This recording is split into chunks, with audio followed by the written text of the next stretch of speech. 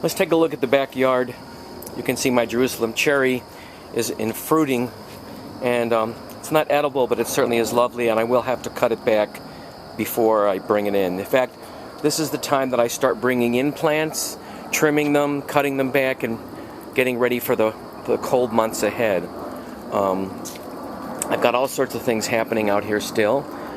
Things are a little going dormant, dying back, going to seed, and setting out its final leaves for the season, especially the herbs, which I will continue to harvest. And I've been enjoying herbal tea every day. Here's an oleander, beautiful flower.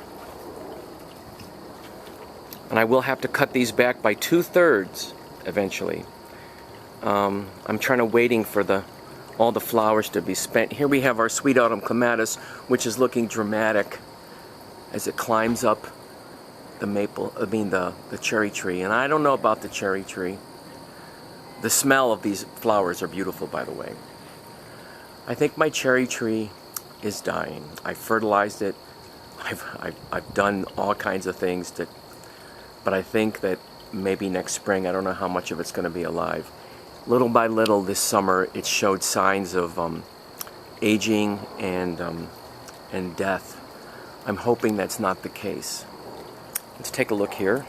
We still have some black-eyed Susans. The elephant ear plant is just huge.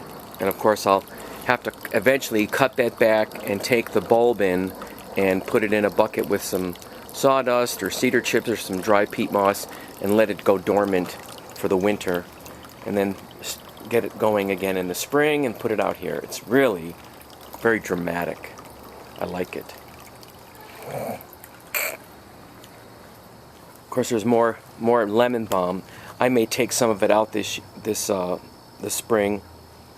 There's an awful lot of it in the yard, which I really love it. It makes great tea. I had an awful lot of nasturtiums growing, but hardly any flowers, which is strange. There's vines everywhere, and they're charming. They're charming and they're cute. They look like little parasols, but there's just no flowers hardly. So it's been an interesting summer and spring, summer, and moving into fall. Things are growing differently. We've had a very roller coaster weather constantly. Sometimes in the summer it felt like October. Now it's quite nice today. We've had a strange weather, climate change, things like that. I don't worry about it too much. I'm very grateful for our yard and the space I do have. I'd love a larger yard because I'd really like to have a larger vegetable plot. I don't get enough sun to do too much, and I don't have a lot of space, but I do enjoy the space I have. I have a lot of herbs back here I have to cut back. I've been enjoying kale a great deal. The kale is wonderful.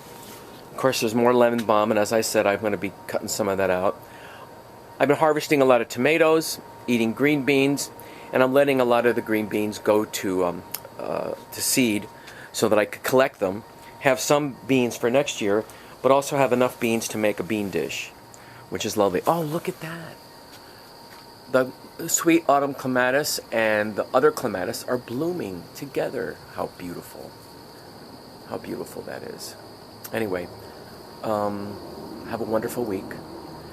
May you be blessed. May your family be blessed and your friends. May you engage in the circle of life in a compassionate and kind way. And may you walk in beauty. Mitako ye o yasin. Have a lovely week. Thank you.